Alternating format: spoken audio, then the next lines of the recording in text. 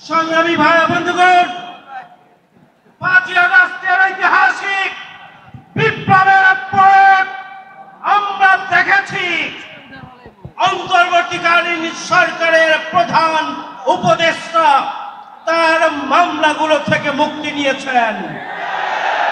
আইন উপদেষ্টা তার মামলা থেকে মুক্তি নিয়েছেন, অথচ দীর্ঘ 14 বছর যাবৎ অন্যায়ভাবে মিথ্যা মামলা মাথায় নিয়ে, ফাঁসির দড়ি মাথায় নিয়ে, গলায় নিয়ে যিনি মানবিক জীবন যাপন করছেন, আমরা আজকে জিজ্ঞাসা করতে চাই কোন কারণে বাংলাদেশের জীবিতদের মধ্যে সবচেয়ে নিপীড়িত মজলুম জননেতা এটিএম আজহারুল ইসলামকে মুক্ত দেওয়া হলো না।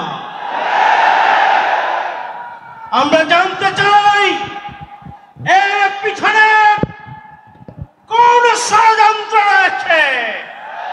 আমরা ধৈর্য ধরেছি 6 মাস 10 দিন, আমরা রাজপথে আসি নাই। আমরা আশা করেছিলাম অন্তর্বর্তীকালীন সরকার বৈষম্য মুক্ত নতুন বাংলাদেশে বৈষম্যের শিকার মজলুম জননেতা এটিএম আজহারুল ইসলামকে মুক্তি দিয়ে তারা তাদের দায়িত্ব পালন করবেন, কিন্তু দুঃখজনক হলেও সত্য এই সরকার এখন পর্যন্ত আমাদের নেতা এটিএম আজহারুল ইসলামকে মুক্তি দেন নাই।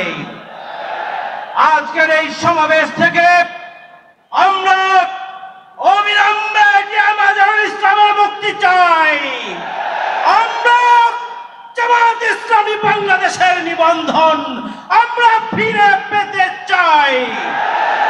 আমরা অবিলম্বে জামাত ইসলামীর প্রতীক দাড়িপাল্লাকে ফিরিয়ে দেওয়ার জন্য দাবি জানাচ্ছি।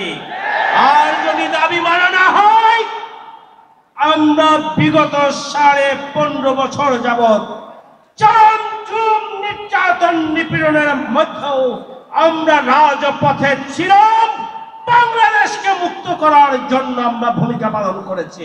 সুতরাং দাবি কিভাবে আদায় করতে হবে আমরা তা জানি।